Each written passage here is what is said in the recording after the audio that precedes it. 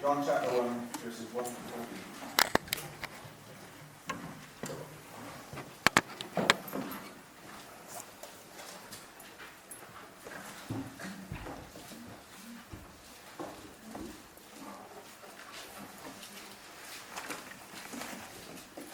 So John chapter 1 from verse 1.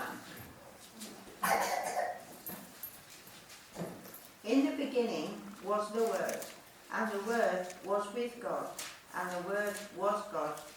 He was with God in the beginning. Through him all things were made. Without him nothing was made that has been made. In him was life, and that life was the light of men. The light shines in the darkness, but the darkness has not understood it. There came a man who was sent from God. His name was John. He came as a witness to testify concerning that light, so that through him all men might believe. He himself was not the light. He came only as a witness to the light. The true light that gives light to every man was coming into the world. He was in the world, and though the world was made through him, the world did not recognize him. He came to that which was his own, but his own did not receive him. Yet to all who received him, to those who believed in his name, he gave the right to become children of God. Children born not of natural descent, nor of human decision, or a husband's will, but born of God. The Word became flesh and made his dwelling among us.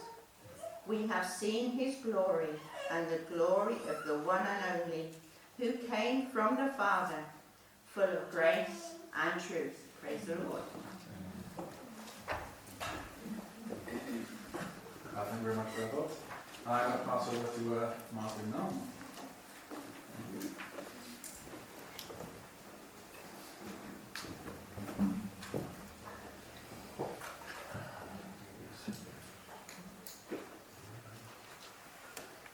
If you were going to tell a Christmas story, where would you begin?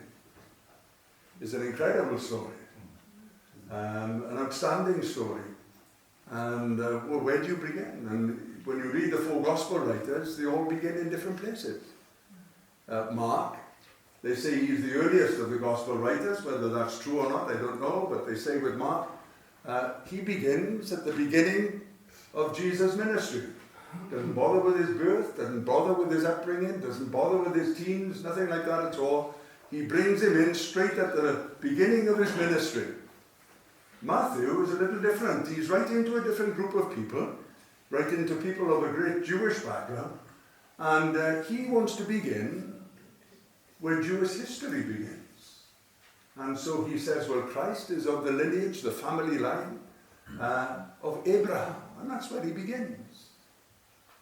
Luke says, well, Matthew, I'm going to write to a bigger group of people, because I don't believe he's just someone that is relevant to the Jewish faith or to the Jewish people. He's relevant to the whole world. And so he begins at the beginning of human history. And he traces his family line right through to Adam. Which is fascinating how they do it, isn't it? Where people, I suppose if we see an incident, we've seen this before, haven't we? You see an incident and we view it from different angles, different points. An older eye will view it differently from a younger eye and all those different things. But where does John begin? That's a question to ask. Where's he going to begin? If it's not going to be the beginning of Jesus' ministry, if it's not going to be the beginning of Jewish history, if it's not going to be the beginning of human history, where on earth is John going to go there? Well, John goes back even a little bit further. And so he says an opening phrase, in the beginning was the Word. In fact, we've put it in for the sake of our English language, the word the. In actual fact, it's written in beginning. It's the beginning of all beginnings. We hear of Christ being King of Kings and Lord of Lords. Solomon wrote the song of all songs. We find with this He's the beginning of all beginnings. If I was to ask you, what's the most important word that helps us to understand John's description of Christ in this thing? Would it be in the beginning? Would it be the Word? Or would it be something else? The important factor that the word that really John is concentrating on here, is a 3-letter word, was. Because there's 2 types of wases. If anyone has studied English, I know Bethan studied English, but there were 2 types of wases in those days. Was. In the beginning was the Word. Do you know what that phrase means, or what that word means? This is what it literally means. In beginning, already there, the Word. It's not that he came into beginning at the beginning, he was already there. And that's what that word means. In beginning, already there, the Word. And so immediately John says, now listen, this one I'm talking about, the others have said that he was born at Bethlehem. The others have said he's gone back to Adam. Another has said that his ministry was so important. We have that in biographies sometimes, a lot of biographies. They forget about the past. They don't look at their forefathers. They don't look at their parents. They begin right at the crux of the matter, the beginning of their highlights, I suppose, and their lowlights. So that's Mark. But John says, in beginning, he was already there. So it talks about his eternity. He's eternal. And then it goes on to say, in the beginning, already there, the Word. And the Word was already there with God. And these words, you just pass them by, don't you? I'm always chuffed now and again. I did Welsh CSE. Didn't do Welsh O-level. My mate was in CSE and I played it, so they dropped me down to CSE. So they did that and they put my mate up in the Welsh O-level. They could see what I was doing. But I'm always a bit chuffed when I can remember Welsh words. So, I'm not going to say Welsh words just because I get it wrong. But I'm always chuffed. What do you think this word with means? It means this. The Word already there, face to face. God. That's a marvelous opening line, isn't it? Already there, face to face. That we talk about his eternity, but he talks now of his personality. He's not having a staring competition with the Father, face to face. You can have that sometimes, sometimes you have a standoff. But right in the book of Proverbs, the writer of the book of Proverbs writes this in chapter 8, speaking of the wisdom of God, whom we know in the New Testament is Christ himself. And this is what it says concerning this. I was daily his delight, face to face. So we have this wonderful picture being built up there by John. This is the opening statement. I think one of the sad things of the Houses of Parliament at the moment, the sad thing, there's no orators there. There's no one there that can stand up and command presence that allows the whole of Parliament to stand silent or sit silent. I think that's one of the great sadnesses. No orators in the whole of all of the parties.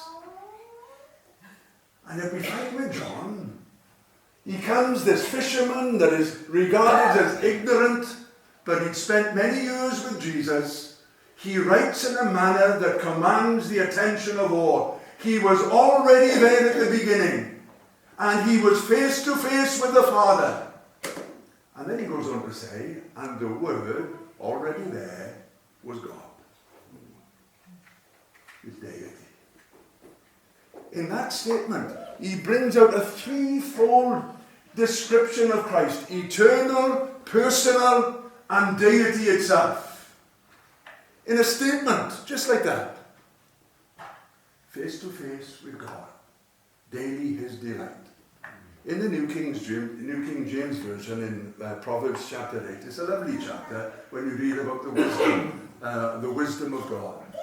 And it says this, he made me his master craftsman in regards to the creation. He made me his master craftsman. Have you been watching that program, The Repair Shop? Isn't it fascinating?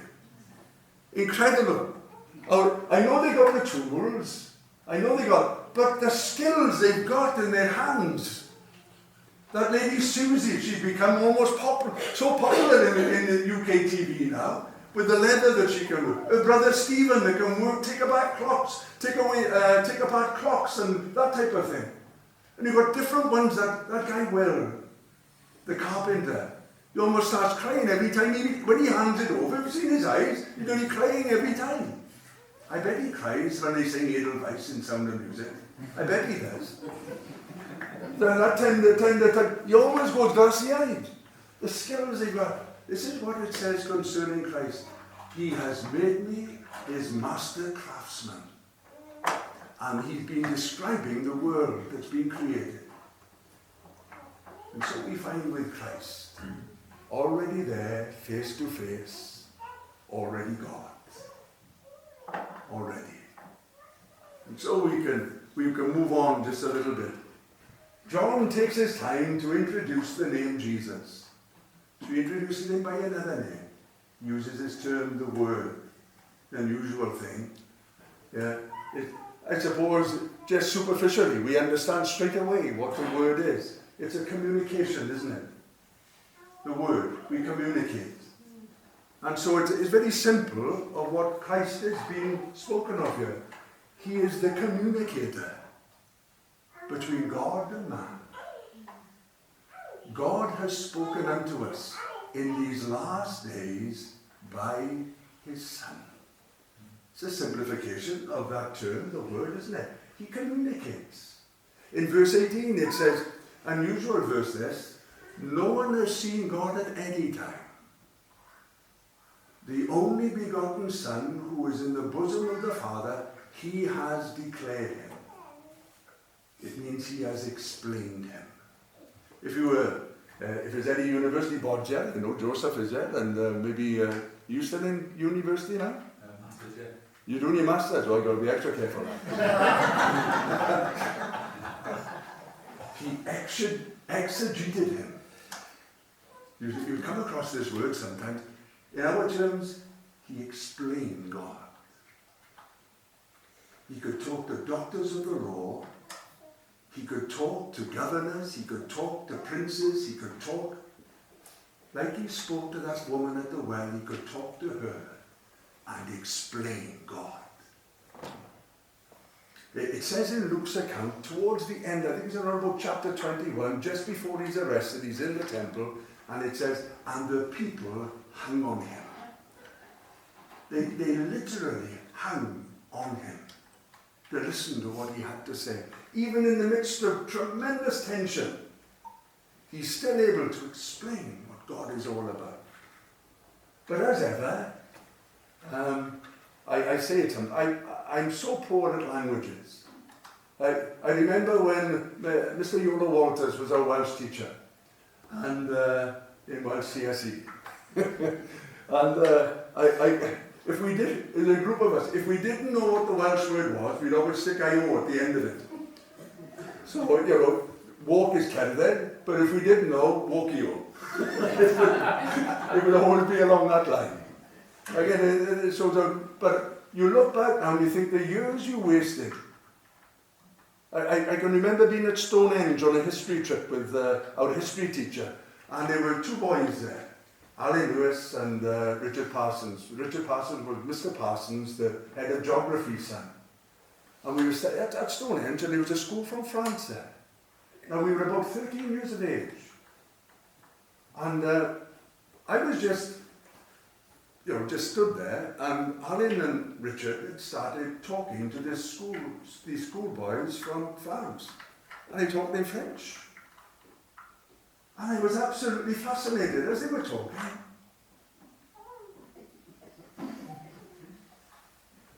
To me, you know when someone asks you a question and your eyes tell them that you don't really know the answer, you're searching for it, and their eyes didn't go like that. They were translating it straight away and I couldn't work it out. I thought it was fascinating. I look back now and I think, well, why didn't I learn languages? But the languages of the original Bible are so rich. We can love God and we can love ice cream. It's the same term. But this word here, it's simple looking at it. A simple meaning. It means communicator.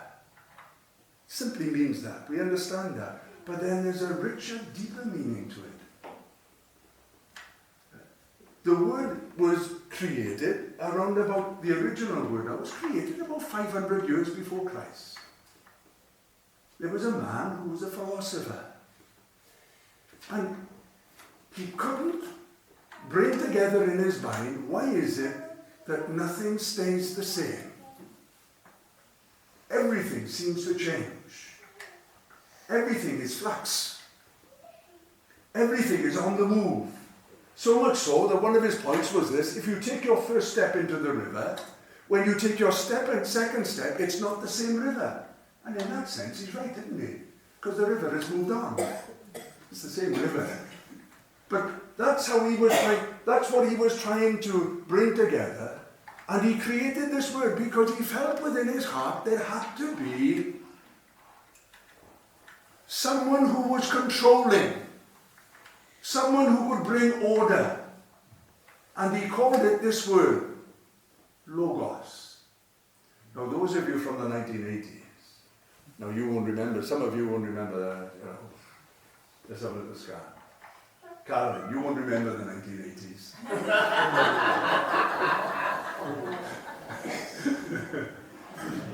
But the BT at the time was doing an advertisement. Can you remember BT, Maureen Littman? You remember that? And her son Anthony is on the stairs and he rings her up and she's got a celebratory cake there waiting for him with a little scroll over the top, a certificate that she's made specially. And she says, how did you get on, Anthony? I failed, man. I failed. Failed maths, failed English, failed woodwork, failed everything. She said, well, didn't you pass anything at all? You can hear Maureen Littman. She was acting as a Jewish grandmother. She's Jewish by blood anyhow. And she said, didn't you pass anything? As she's taking the scroll off the cake to put in the bucket, to put in the bin. He said, I got a pass in pottery now. Pottery? There's always a need for plates. And then he said this, and I passed sociology. An ology! You've got an ology. That means you're a scientist. Now that word ology is that word logos. You know when we say biology, bios is life, ology, reason. The reason for life. And where John put in that word, in our language today, what we should be putting in there was this. In the beginning, already there, the reason. And in verses 3 to 4 it says this. All things were made through him. And without him, nothing was made that was made. In him was life. Are you looking for life? Are you looking for purpose? Are you looking for meaning? Well, can I introduce you then to John chapter 1? May I introduce you to the reason for life? When David Pawson was asked to interview a group of 40 converts, 40 brand new converts to the Christian faith, he said, right, you give them all a slip of paper and a pen. He said, write on there the one word that describes the change in your life. Out of the 40, 38 wrote this, purpose. They now felt they had purpose in life. They now felt they had the meaning of life. And John at the very outset is saying, listen, you're looking for everything that is changing and you've not got an answer for anything. Can I introduce you to the reason? And so John goes along this line. Where am I to you? I mean, look at my notes. So we have him eternal, we have him personal, we have him as deity itself, and we have him as the reason for living, the reason for life. And so, from those dizzy heights, he's going to come down into this world. And so what John says in verse 14, the last verse that Doc read out for us, he said this, and the Word, or the reason, was made flesh and dwelt among us. Now we'll do dwelt among us, God willing, next Sunday in the morning. And the Word was made flesh. There's that word, was again. Now, you remember when I opened up and I used the plural of was-is, or plural of was, which is was-is. There's a group of them. Would you believe it? It's a different word with a different meaning.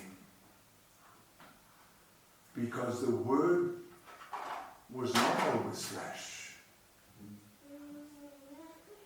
The Word was made flesh. That word was, came into being. Became something that he was not. That's an astonishing verse, isn't it? When you think from the heights of heaven, what's that?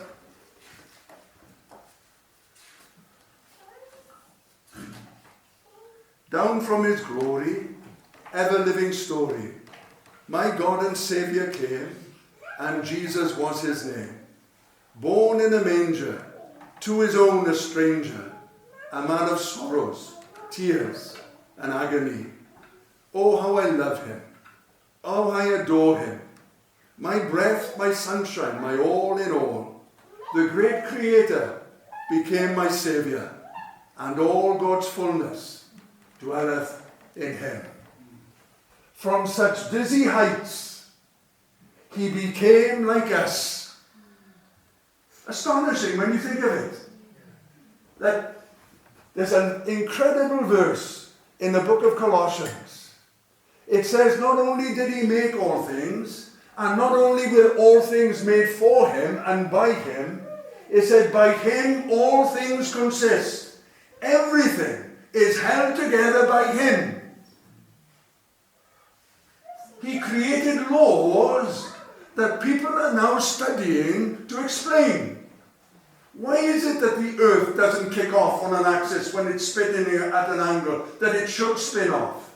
And they found laws that hold that in motion. He holds everything together. And now he's become something that he was not. He was flesh. Paul, just coming to a closure on it, he explains it in these terms. Speaking of he, that's Christ. He, being in the form of God, did not consider it something to be held on to. Have you ever felt that something was being taken away from you and you're holding on to it? Have you ever felt that? Something was being taken away and you're holding on. He did not consider it something to be held on to be equal with God. That he emptied himself of all his privileges and came as a slave into this world and was made in the likeness of men. He became like you and me. If you cut him, he'll bleed.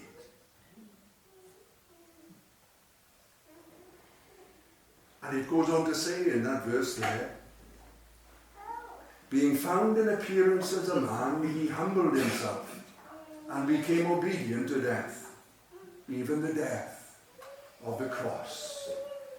Incredible heights he's come from. And look at the depths that he's gone to. He emptied himself of his privileges. He even resigned the fact when he said to Pilate, the governor, he said, I've got power to lay my life down, I've got power to take it back again. He went into the grave leaving that privilege because he did not raise himself up. The Father rose him. What kind of God is this that will resign such privileges? All-knowing, all-powerful, present everywhere, now concentrated in a babe in a manger. Astonishing. Absolutely astonishing when you stop and think of it. I would really, if you've got catch-up on your TV, yesterday afternoon there was a program on the TV. Some of you will remember him. His name is Doddy Weir.